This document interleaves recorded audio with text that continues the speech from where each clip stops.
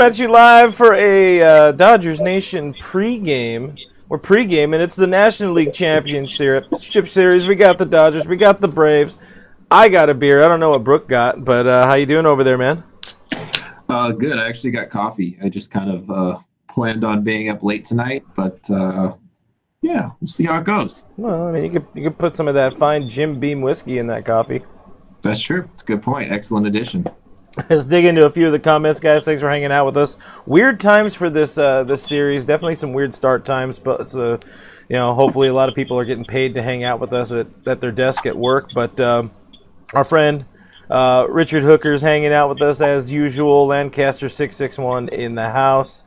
How you doing, Mr. Dick? We got Hatfield also in the stream talking about the Rays game going on right now. I guess Cheat Stros are trying to make a comeback. I don't want to think about it. I want to think about it. We got Chris Reynoso over on Facebook says that he's at Globe Life right now as we speak. Here we go, Dodgers. Chris, congrats on being there. Be safe. Stay away from other people. Yeah. You remember, you can still get the bad stuff even if you're trying to catch a BP fly ball. It's just... Still, it's got to be great. It's got to be great to be at baseball. We've only been to one baseball game this year, and it was Mookie's first game in spring training, and then they were like, no more baseball for you, and it was very sad times. That's all you get. That's all the baseball that you get this year. we got Danny on Periscope saying, let's go Dodgers in 5. We got our first prediction, Selecta, over on, it's not Alexa, it's Selecta, on Facebook. Said, are they going to show the game? Yes, channels will. Fox, I think this game is on Fox, if I'm not mistaken. So, Channel 11 locally. Joe Buck and John Smoltz on the call. Brandon says it's time for Dodger baseball. It will be very soon. We're a little over an hour away from first pitch. Moose is praying the Astros lose right now. So, see, that's putting positive vibes into the stream right here. Tati's in the stream. What's going on, Tati? Hopefully you're staying safe. She also says, remember going to baseball games? Wow, memories. # memories. I remember when we used to be happy and enjoy things.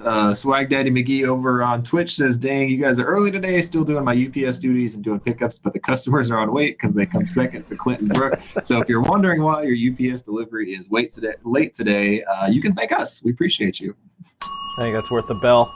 All right, should we dig into the series a little bit? Yeah, I mean, I think we're playing a game tonight, so we should probably talk about it a little bit.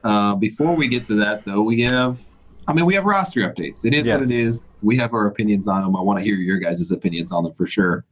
Dodgers dropped their roster this morning. Most notably, Alex Wood is on the roster. We talked about it yesterday, and I think both of us said, unfortunately, it's going to happen, and then it obviously did happen. The other good news, though, is that Edwin Rios is on the roster, so we could chalk that one up a victory. I think we're calling that a victory, right? Yeah, I mean, he might be slightly less than fully healthy, but if it's still big-time power bat coming off the bench, that's a good thing you want. In their place, Gavin Lux is gone. He's off the roster. Terrence Gore, one of those guys who's like, yeah, maybe I guess that's a good idea if it came into play. You see him again in the World Series or something like that, but Gore's off the roster. Woody, yeah. Once again, Dave throwing out the we like the matchups. He's been there before. It's like, yeah, but he hasn't been there this year, and he was bad and hurt a lot last year. So that's not really what he's here for, though. No matter what way you look at it, he's being used as a mop-up duty kind of guy. I just can't see him getting important innings this year or this series. I think more than anything, he's in there in case of a blowout. If you fall, God forbid you fall behind 7+ runs, or you maybe get ahead 7+ runs. You never know. Yeah. You throw Wood in there because you don't want to waste good bullpen pieces. It's almost like, calling it a day on the bullpen and saying, like, we're not going to waste any more of our good, effective arms. We're going to use them for tomorrow. We're going to live to fight another day. So I think that's what he's there for. I hope that's what he's there for, because Dave today said, we like that he's been here before in the postseason. Yeah. And it's like, he's been there, but he's been pretty hit or miss in the postseason, Dave. Yeah, very hit or miss. Of course, his biggest accomplishment was that 17 Game 4 World Series start against the Astros in Miller Park, or not Miller Park, the other one, Minute Maid Park. So he has that, I guess if you want to call that pedigree. He has that pedigree of pitching in a big game, big moment. But yeah, like I agree with what you're saying. He's really a mop-up type of guy because a reminder, this game is a 7-game series. We're finally back, or up to normal series. And it's potentially, if it goes all 7, it's 7 days in a row. So you need to have that extra body. You need to have that extra arm just in case things get awry. You don't want to burn through somebody like D-May or Gonsolin or Urias in a game where you're down right away. But we don't want to ever think about them being down right away. No, and that's a bad thing to think about. Obviously, you got to plan ahead for it. It is what it is. I don't hate it. I don't love it. I actually like Alex Wood as a person and as a player, I guess, but I don't love him on this. It does help a little bit that the only thing that you're really losing is Gavin Lux off of this. You're not really losing much more than that. Terrence Gore was where we couldn't even confirm that he was alive during the last 2 series, other than that he appeared in the background of a picture. So, there's your confirmation. Other than that, it was, I mean, it's pretty much just a wash on that one. It didn't really hurt anybody, but how about these start times, man? We gotta talk about these because you and I are in a good position. We work from home. We can tune into games whenever we need to tune into games. It doesn't really affect us. It's not bad necessarily for us, other than we have to do a pregame very early. But people in Los Angeles do work. People have jobs. People have to drive into places. People have to pick up their kids. People have to, all these things that factor in. A 3 p.m. Pacific start time for game 2 and 3 is just wild to me. It is way beyond anything that I ever expected. I kind of expected it to be a little different from the division series, but I definitely didn't expect the Dodgers to get knocked even more out of prime time. Like, that doesn't make any sense to me. Why are you putting the Astros and Rays in such a prime position when no one... I mean, it's a good series, don't get me wrong, but I mean, you got one West Coast team and you're starting them earlier than everybody else. It's like, okay, that doesn't make a lot of sense. I don't quite get that one. Yeah, I would call this the more marquee matchup. It's a team that has the highest winning percentage, of the most wins in baseball, all that kind of stuff. You know, you give them that. The Braves are not a bad team. The Astros don't even belong in the postseason. Right. Yeah, maybe they're flip-flopping it. Maybe they're giving Dodgers game 1 and them the middle games, and then after that, later on in the series, the Dodgers will get some later games. Only games 2 and 3 were announced today. One of the things I was thinking about too, especially getting somebody like Eddie Rios on there, new team. We're facing a new team, definitely more of a bopper team. We're gonna have some more daytime-ish starts there at Globe Life Field. They're going to have the roof open, so you might start to see the home run ball a little bit more, maybe. They say it plays up a little bit more, closer to Dodger Stadium style. Right. But you look at the weather and the humidity today, it's a little less humid than it has been in Texas over the past couple of weeks today. I think you're sitting at like 20% humidity in Dallas. So that, combined with an open ballpark, combined with the fact that it's going to be more at the heat of the day than anything else or any other game that we've played, you could see balls fly significantly further today. So TBD on that one, man. We'll see. And notably right now, Tampa holds on to beat the Houston Asterisks. They are down 2-0 in that series. So eat a D, Asterisks. I'll drink to that.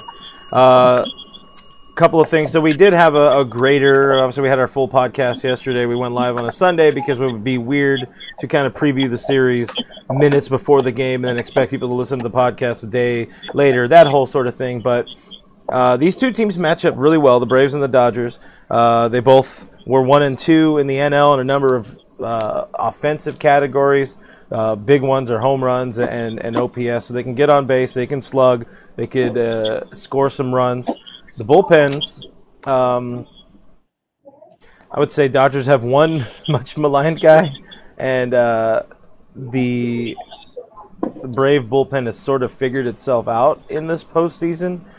They've only allowed, I think 1 or 2 runs. They have a 4.44 ERA. Dodgers 1.64 ERA. 2 runs given up each by Kolarek and the other guy. I don't want to say his name because it's Kenley Jansen, but it's a fun-looking series on paper, especially if you're a baseball fan.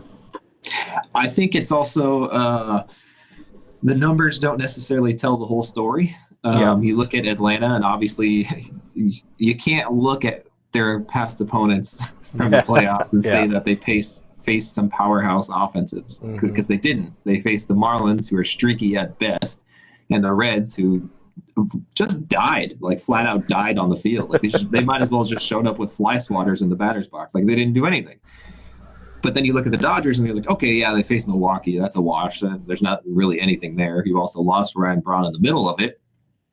Christian Yelich sucks as always, as he has during this whole year. But then you look at the Padres, and that's one of the best offenses in baseball. And of course they scored runs, and of course they piled up hits, and they got them all strung together. But they walked away with a series sweep. So it's hard to compare the two because you're looking at two very different matchups that they both had to face. But on paper, they should match up very well. And it should be a really fun series. Yeah, when we're looking at the position by position kind of comps here, positional advantages, it matches up pretty evenly. It's what there's 5 Dodgers on there, 6 Dodgers on there, and the rest are all Bravos there. So it's pretty even split. You know, there's that argument of maybe a hot belly being better than Acuna in center field or whatever, but I think it matches up pretty well there. They have a mostly really bad third baseman, mostly pretty middling left fielder, but they have superstar hero Travis d'Arnaud, your favorite catcher of all time. Yeah, man, I don't know. That guy's like some sort of folklore hero right now. I don't know where he came from. He must have heard our podcast or something like that, and like, I really got to stick it to this guy. But there's a couple different guys in that lineup that could be X factors. We get depending on where you catch them. They got a couple really streaky hitters in there, and they got a couple guys like Freddie Freeman who are just Mr. Consistency. So. Yeah. I expect a big series in particular from Ronald Acuna. I think he's just going to crush the ball this series. I just don't think there's any way around it. I personally hate the matchup between him and Walker Buehler. Yeah. Obviously, there's the history and the playoffs with him, and that's not even necessarily it. I just think on paper that Acuna has his number. And then you add into the fact that Buehler last start didn't look super sharp, so you hope he's on schedule for a really sharp outing, but you just never know what you're going to get with Blister Buehler, man.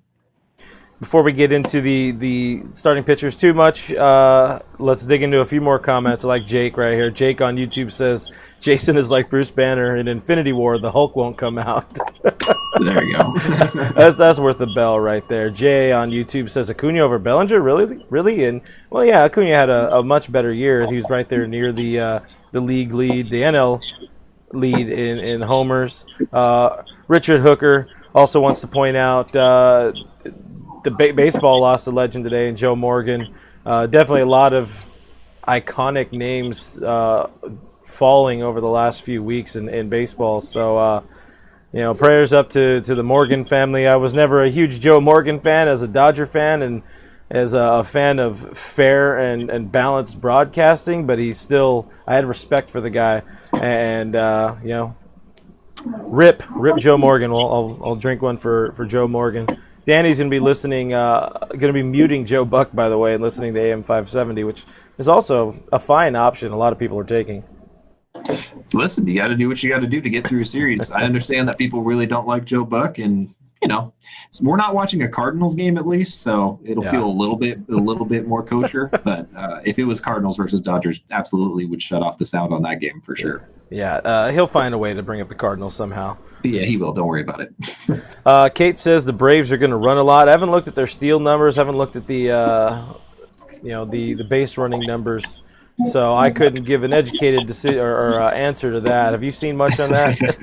I know that much like the Padres did actually run a lot during the last series. It didn't actually help them a lot, strangely enough. I think a couple of times it even burned them a little bit. But you're looking at stolen bases. They're not up near the top in stolen bases throughout the course of the season, but they have been running more during the postseason. So, either way, they are a really good base running team in general. They will take that extra base off of you.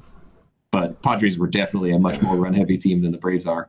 And it looks like people are trying to start to take advantage of Walker Buehler, who's really trying to focus more on his delivery, his mechanics. So we'll see how that plays out. It's always best to just not let base runners on, and then they can't steal. Easy peasy. All right, exactly. Let's look at the Game 1 starters before we dig into the lineups and judge.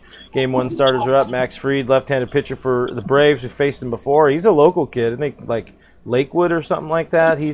Or Downey. He's an LA boy. So he's an LA boy. I don't remember where he's from exactly, but he's definitely a local guy. Mm-hmm. And then you got Kentucky's own Walker Buehler on the mound, starting his third straight series opener, which is I think is lining up really well. And today Dave Roberts and I think it was Roberts who talked about the blister, or it might have been yesterday. And they're pretty much saying at this point, it's an issue. It's something they're going to monitor, but it's kind of a non-issue. If you see anything on TV about it, it's because Fox is bored and they're trying to create a narrative and give Joe Buck something to talk about. But he threw 95 pitches last week, or in his last start. Not the most ideal. It was only in 4 innings, but from everything Roberts is saying, he's kind of taken the I guess the kid gloves off the blister in a way, so he's free to go 6 innings, 100 pitch and stuff like that. So hopefully he can kind of just do his thing, Yeah, man. So with Fried, I think Fried has definitely been effective. He's been good. He got tagged by the Marlins, which kind of makes me feel a little bit better. But then before that, he absolutely just shut down the Reds. And again, it's really hard to judge because they aren't exactly juggernaut offenses. No. So it's going to be interesting to see how it plays out, but he definitely has plus stuff.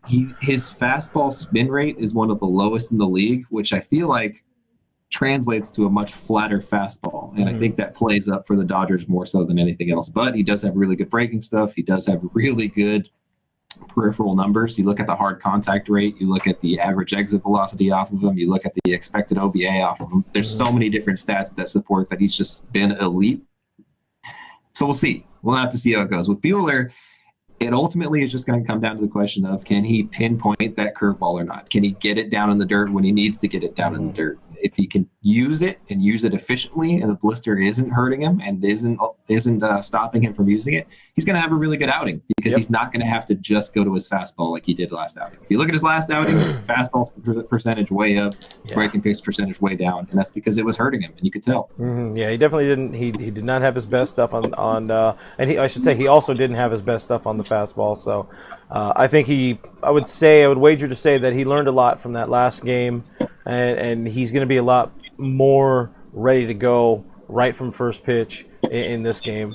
Moving on to the lineups before we get out of here. We like to keep these to about a half an hour, and we want to make sure we get more of your guys' comments. So now go ahead so we can, after we talk lineups, talk about predictions. So you guys let us know who do you think's going to hit a home run tonight? What does the series look like? Who's going to be the series MVP in your eyes, or any of that? Again, longer series, different implications, different things can happen in this one. So drop them predictions in the comments. We'll get to those in a little bit, but go Dodgers lineup first.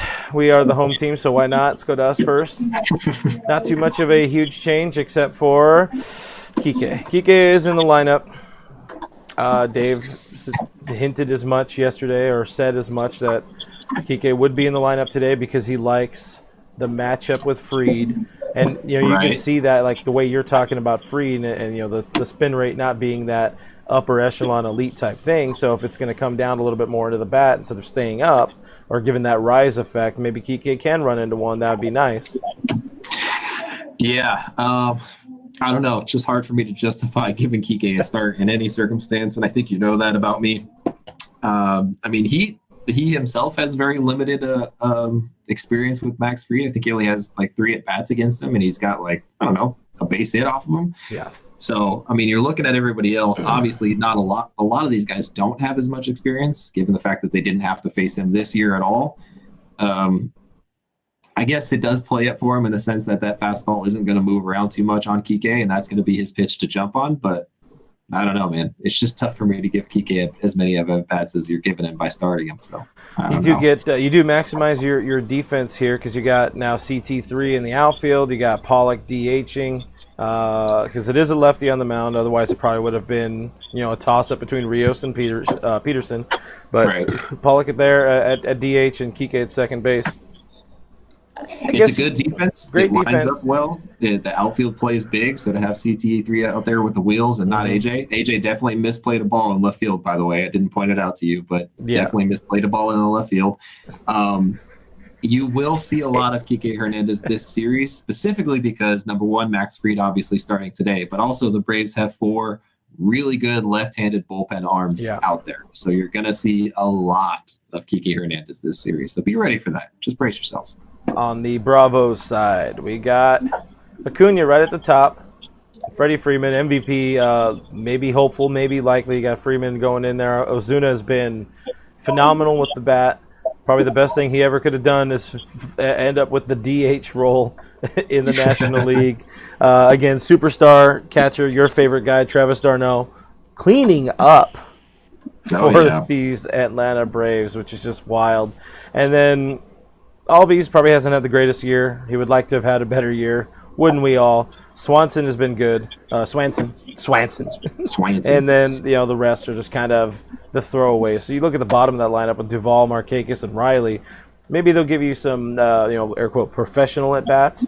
But I feel good about being able to get through those top 6 and then just, looking at it almost like there's a pitcher hitting. Take a break. I don't want to speak too soon, and obviously I always end up eating my words whenever I say something with too much hubris behind it. But this lineup doesn't instill the same fear as the Padres lineup does to me. And I'll be honest, I was terrified of the Padres offense. Not so much their pitching, but their offense. This is kind of reverse, where Atlanta I know has much better pitching. So we'll see how that goes. Digging into some of the comments here, I don't know who that is. Is there an Okinawa? I don't know who that is. Ozuna, okay. AR says, Hope Buehler, I was like, am I saying something bad? Hope Buehler attacks Ozuna with the breaking balls because he is horrible against them. He's also horrible at tracking fly balls. One of our favorites. He's like the real-life Pedro Serrano. Pretty much. Ricky Bobby Trujillo was late, which is very rude. He was watching some Salty Dave, though, so that's okay. That's worth it. Can Pan Baseball says it's going to be a good series, which I agree. Elliot is calling out my Swanson. I think that's good. Just go with that all series long. Elliot was also asking, hopefully Jock can find his feet. Maybe just pinch hit, but still, it's kind of heating. I don't know if you want to call it kind of heating up if it's one game, but he had a pair of base knocks in that Game 3 clincher, and they were pretty important base knocks early on. So that's my Jock take. That's a good Jock take. Over on YouTube, Deborah says Belly will go yard again tonight. It seemed like Belly's kind of finding a swing, kind of not. He's doing that thing where he gets your hopes up and then dashes them. So, I don't know. Looks okay. Better.